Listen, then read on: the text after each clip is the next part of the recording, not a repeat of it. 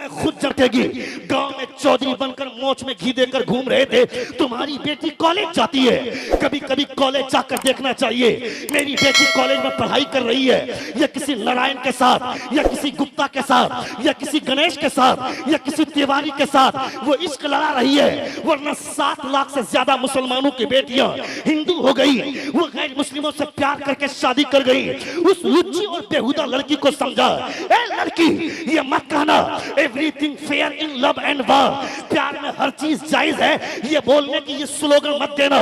तुम्हें पता है किसी आरएसएस के भड़वे के पीछे अपने आप को बिछाने से बेहतर है किसी कुत्ते के हवाले अपने आप को कर देना है, मगर ईमान का सौदा नहीं करना है। ए जालिम, तुमको अंग्रेज की हवा लग गई, तुम्हें आरएसएस के भड़वे की हवा लग गई। डॉक्टर बनने का ख्वाब, इंजीनियर बनने का ख्वाब, प्रोफेसर बनने का ख्वाब। अगर मेरी बेटी डॉक्टर बनने से पहले 5 मर्तबा बच्चे गिरवाती है तो मेरी बेटी को मुझे जाहिल रखना गवारा हो सकता है, मगर डॉक्टर बनने का ख्वाब नहीं। मेरी बेटी इंजीनियर बनने से पहले अगर वो किसी घरेलू लड़की से प्यार इश्क लाती है, मेरी बेटी जाहिल है। तुमने नहीं देखा क्या, इलाहाबाद यूनिवर्सिटी से ग्रेजुएशन कंप्लीट करने वाली एक मुसलमान लड़की बोलती है, I have completed my graduation from the university of Allahabad. I am aware of the modernisation of the women, but I have not forget my custom, my culture, my system, my tradition and my value.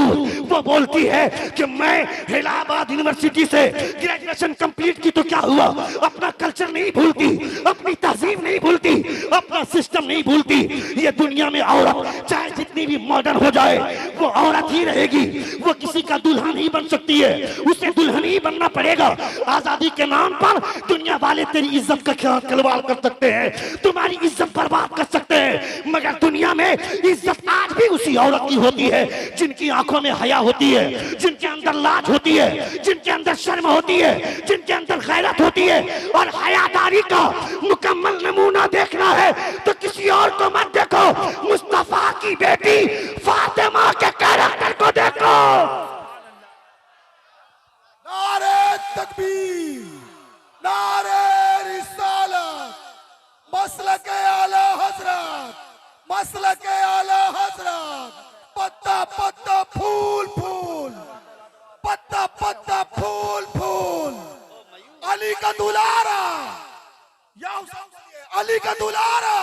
नारे तकबीर, नारे रिसालत, मसलके आला हजरत, मसलके आला हजरत मुफ्ती शहाबुद्दीन सखाफी साहब।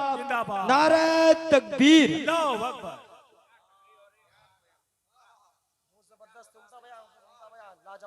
सुन रहे हैं आप, सुन रहे हैं? कितने लोग सुन रहे, जरा हाथ उठाकर कहें या रसूल अल्लाह, और एक बार कहें या हबीब अल्लाह। अपने बच्चों को हुजूर की तालीमात से आगाह कीजिए, अपने बच्चों को बचाइए, बताइए कि मुस्तफ़ा की तालीमात क्या है, हुजूर की शरीयत क्या कहती है, हुजूर का अखलाक क्या कहता है। नबी कौनैन सल्लल्लाहु अलैहि वसल्लम की तालीमात से अपने बच्चों को दूर रखेंगे तो आपका बच्चा आवारा ही फिरेगा।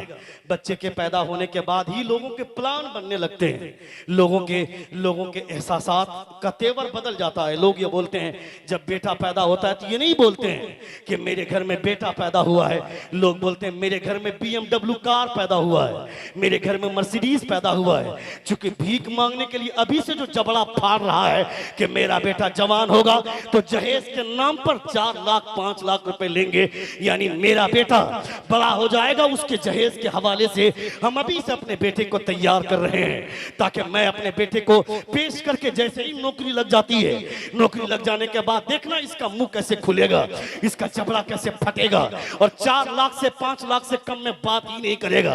कहेगा मौलाना साहब मेरे बेटे की सर्विस हो गई, रिश्ते तो बहुत आ रहे हैं, लोग 5 लाख रुपए तो बगैर मांगे देना चाहते हैं, मगर मैं हाँ नहीं कर रहा हूं। क्यों नहीं हाँ कर रहे हैं? जब तक एक 4 व्हीलर कार नहीं देगा 20 लाख वाली, तब और जब तक 10 लाख रुपए कैश नहीं देगा तब तक कैसे हाँ कर देंगे।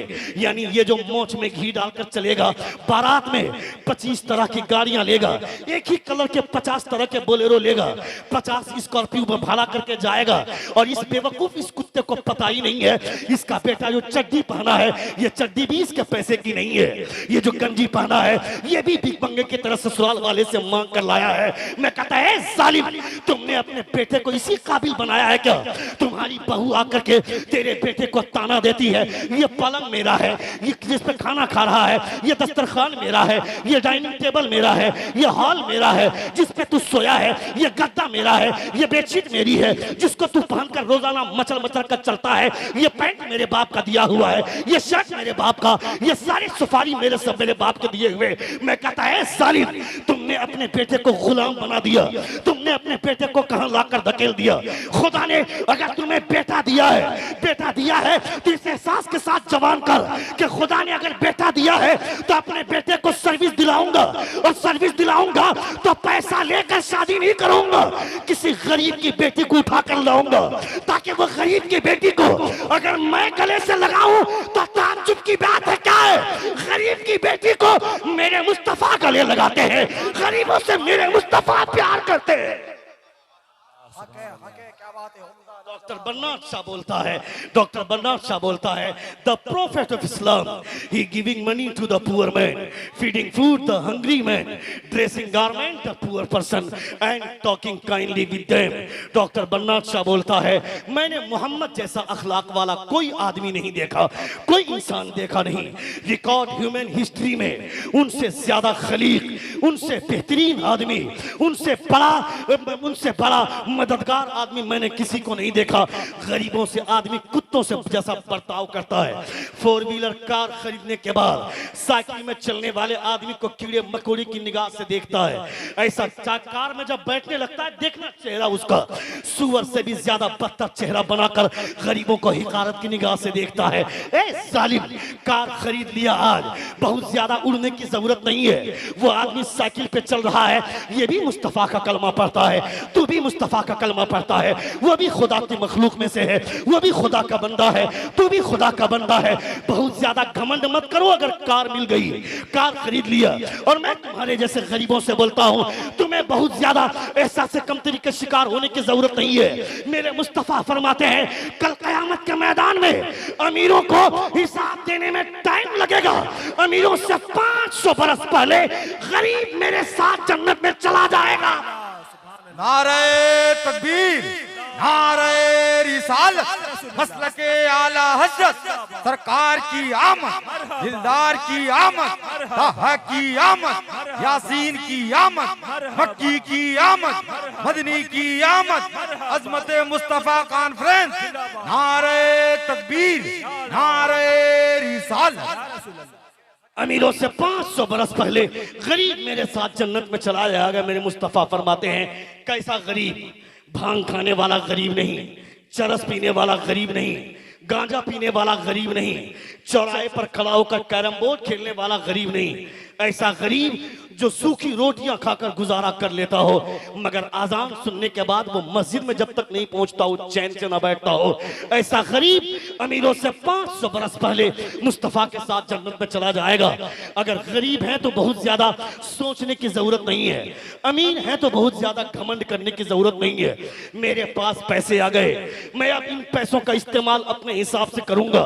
मुफ्तियों के फतवे अपने पास रखें, इमाम साहब 50 तरह की तकरीरें करें, मगर मुझे क्या फायदा है? मेरे पास तो पैसे हैं ना, पैसों की वजह से तो फतवे खरीद लेंगे, पैसों की वजह से मुफ्ती को खरीद लेंगे। ए जालिम, ये तेरे बाप की शरीयत है क्या? तुम्हारा इमाम जो खड़ा होकर बोलता है, पैसे की वजह से इमाम को भी हिकारत की निगाह से देखते हैं। मेरा बेटा डॉक्टर बनेगा, मेरा बेटा इंजीनियर बनेगा, मेरी बेटी प्रोफेसर बनेगी, इमाम बनाएंगे, मौलाना बनाएंगे, अपने बेटे को हाफिज बनाएंगे। हाफिज बनकर क्या करेगा? 50 हजार की तनख्वाह नहीं उठाएगा, 5,000 7,000 इसकी तनख्वाह होगी। इससे ज्यादा इसकी सैलरी नहीं है, इसके ज्यादा इसकी औकात नहीं है। मैं कहता है जालिम, अगर इमाम की औकात घटाने की बात करता है तो औकात घटाया किसने? तुमने घटाया। इमाम की तनख्वाह तुमने बढ़ाई नहीं। अगर मोहल्ले में अगर किसी लड़की का डांस लाना हो, किसी कव्वाल को लाना हो, कभी जलसा करवाना हो, धड़ल्ले से 5,000 के नोट निकालेगा। फला शायर को बुलाओ, 10,000 मेरा लिख लो, फला मुकर्रिर को बुलाओ, 5,000 मेरा लिख लो, फला नकीब को बुलाओ, 10,000 का चंदा मेरी तरफ से लिख लो। मगर यही आदमी जब इमाम की तनख्वाह बढ़ाने की बात होती है तो 15 बार मीटिंग करने के बाद भी 1,000 की तनख्वाह नहीं बढ़ती है। मैं कहता है जालिम, मैं यहाँ तकरीर करूंगा, तकरीर करके चला जाऊंगा, दूसरी जगह का प्रोग्राम होगा, मुमकिन है कि मेरा मैटर वही होगा वहां पे जो यहाँ मैं आज तकरीर कर रहा हूँ। मगर जो इमाम तकरीर करता है, पब्लिक वही है, जगह वही है, बोलने वाला वही है, सुनने वाला वही है। इसका मतलब है मैटर बदलता है, बात बदलते हैं। जो खतीब बाजार में चलते हैं, जो खतीब स्टेज पर बोलते हैं, वो एक तकरीर को साल भर मार्केट में लेकर चलते रहते हैं। मगर इमाम हर हफ्ते एक नई तकरीर लेकर के आता है, हर हफ्ता एक नई स्पीच लेकर के आता है। मगर वो तकरीर सुनने के लिए तुमको टाइम नहीं है। अल्लाह रब्बुल इज्जत ने 50 बरस की उम्र दी, 60 साल की उम्र दी थी तुमको। जवाब वाह वाह, क्या बात है, जम के हुजूर। एक बार जोर से कहें या रसूल अल्लाह, और एक बार कहें या हबीब अल्लाह। खुदा ने अपनी तकरीर को समेट रहा हूं इसलिए कि 1 घंटे से ज्यादा मेरी तकरीर हो गई, 1 घंटा 15 मिनट की गुफ्तगू हो गई और 5 से 7 मिनट के अंदर गुफ्तगू समेट रहा हूं। एक बार जोर से कहें या रसूल अल्लाह, और एक बार कहें या हबीब अल्लाह। 60 साल की खुदा ने उम्र दी थी, 60 साल की उम्र का हिसाब कीजिए। 15 साल में आप बालिग हुए। रोजाना अगर 8 घंटे आदमी सोता है तो 20 साल सोने में गुजार दिया। अगर रोजाना आदमी 8 घंटे काम करता है तो 20 साल काम करने में गुजार दिया। खुदा ने उम्र दी थी 60 साल। 15 साल में बालिग हुए, 20 साल सोए, 20 साल काम किए, 20 साल सोकर गुजारे, 20 साल काम करके गुजारे। हमारी उम्र हो गई 40 साल। 15 साल में बालिग हुए, हमारी उम्र हो गई 55 साल। अगर सुबह के ब्रेकफास्ट में, दोपहर के लंच में, रात के डिनर में अगर 10-10 मिनट का टाइम लिया तो हमारी उम्र निकल गई 30 साल। 30 साल 3 साल, यानी हमको खुदा ने 60 साल की उम्र दी थी। 20 साल सोए, 20 साल काम किए, 15 साल में बालिग हुए, 3 साल खाने पीने में गुजार दिए। हमारी उम्र पहुंच गई 58 साल। अब ये 2 साल बची हुई है। 2 साल जा रहे हैं मस्जिद नमाज पढ़ने के लिए तो कभी इमाम की लुंगी देखी, कभी इमाम का पायजामा देखा, कभी इमाम की नाक देखी, कभी इमाम की पगड़ी देखी। मैं कहता है जालिम, पूरी जिंदगी आवारा गर्दी में गुजारा है। अब बुढ़ापा छाया है, जब कमर की हड्डियां जवाब दे रही हैं, तब गया है मस्जिद नमाज पढ़ने के लिए। यहां जाकर नमाज बर्बाद कर रहा है। कभी इमाम की लुंगी देखता है, कभी पायजामा देखता है, कभी उसकी गर्दन देखता है, कभी उसकी नाक देखता है, कभी उसकी पेशानी देखता है। ए जालिम, ये एहसास क्यों नहीं करता है? तू वहां खड़ा है जहां नबी के सहाबा खड़े होते थे और इमाम वहां खड़ा होता है जहां मुस्तफा खड़े हुआ करते थे। नारे तकबीर, नारे रिसालत, मसलके आला हजरत अल्लामा शहाबुद्दीन साहब सकाफी, नारे तकबीर, नारे रिसालत, या रसूल अल्लाह। क्या बात है, हक है। इमाम साहब सूद पे तकरीर करेंगे, लोग बोलेंगे इमाम साहब सूद पर नहीं बोलना चाहिए था। क्या भाई, इमाम साहब सूद पर बोल रहे हैं? किसी ने 1 दिरहम के बराबर भी सूद खाया जानबूझकर तो उसने 36 मर्तबा अपनी माँ के साथ ज़िना किया।